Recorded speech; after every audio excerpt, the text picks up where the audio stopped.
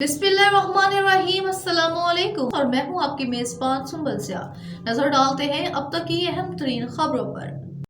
मुत्तहदा कौमी मूवमेंट पाकिस्तान के हक परस्त रुकान कौमी असम्बली हल्का NA 233 जावेद हनीफ की काविशों से मौजूदा UC10 लांढी डी एरिया जामे मस्जिद दारुल इस्लाम से यासीन के थैले तक 12 इंच कतर की निकासी आब की लाइन डाली जा रही है, जिसके लिए आज पाइप उतारे गए, जिससे निकासी आब का देरीना मसला हल हो गया, जिसका वसीमुद्दीन म्यू कोऑर्डिनेटर बराए रुकन कौमी असम्बली हल्का NA 233 जावेद हनीफ ने विजिट किया।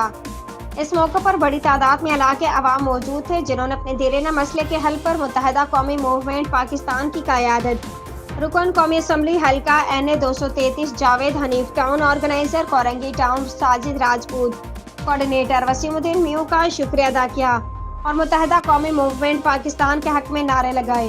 वाज़ेह है कि इससे कबल मस्जिद के अतराफ और पार्क साइड पर प्योर ब्लॉक का काम करवाया गया था। इस मौके पर UC organiser Asghar John, UC organiser Farman Sunny Shakeel मौजूद थे।